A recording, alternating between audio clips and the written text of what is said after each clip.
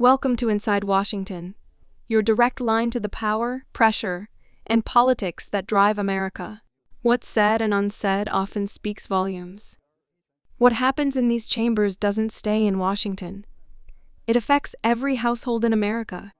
From healthcare and education to immigration and defense, the decisions made here touch lives everywhere. This is democracy in action, and you deserve a front row seat. So I'm heading off to vote now for like the 20th time on this big, ugly bill. This is the process called Voterama, where we are essentially putting the Republicans on record by offering amendment after amendment after amendment to take different terrible pieces out of this bill. So I think the first amendment we had, Senator Ed Markey's amendment to make sure that nothing in the bill would result in the shutting down of rural hospitals. Of course, Republicans voted against that.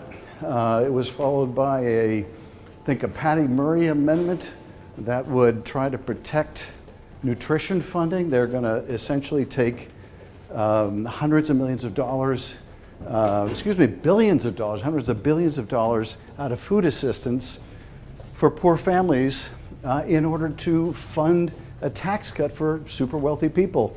And there have been other amendments, for example, to make sure that we weren't borrowing money from our kids, increasing the national debt to fund this big, ugly bill.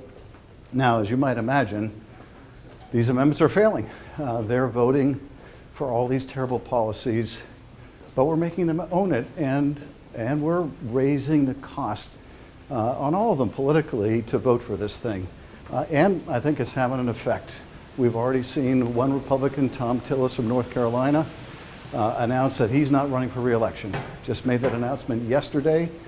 He has been very outspoken, essentially calling out the fraud that is this argument by Trump and the Republicans that nothing in this bill is going to cut Medicaid because it's taking $900 billion out of Medicaid. So what does that mean in practical terms?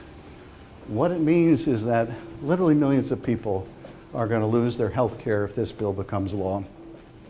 And the thing that I find so awful is that on top of all of these terrible cuts and the great harms they're doing, I've got to go this way, we still are going to have to raise the debt. We're going to have to borrow from our kids and grandkids in order to fund this big, ugly bill.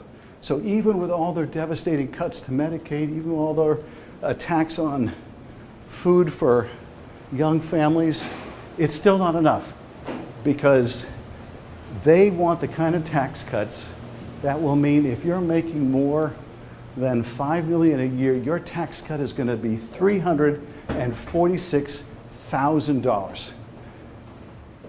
$346,000. Every year, that's going to be your tax cut if you're that wealthy. Now, if you're a poor family, you're going to pay more in taxes. How is that right?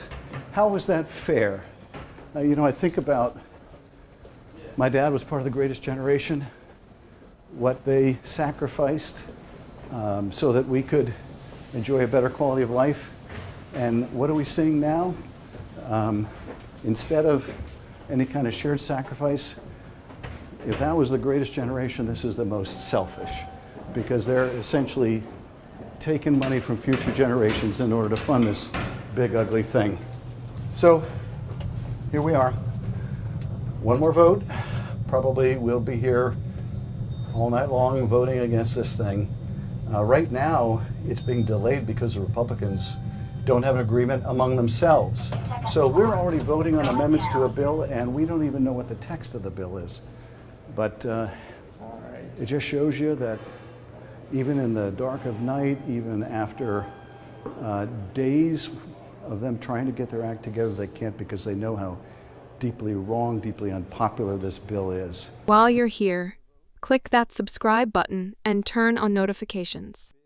Don't miss a single moment from future hearings, fiery showdowns, or game-changing testimony. We want to hear from you. What stood out? What questions do you still have? Drop your thoughts in the comments. Your voice matters just as much as the ones in the chamber. Share this with someone who needs to see what's going on behind the headlines. Thanks for tuning in to Inside Washington, where power speaks and the people listen. Like this video if it gave you clarity. Comment to join the conversation. Share with others who care. And don't forget to subscribe for more real-time, raw political moments straight from the source. Until next time, stay informed, stay engaged, and stay inside Washington.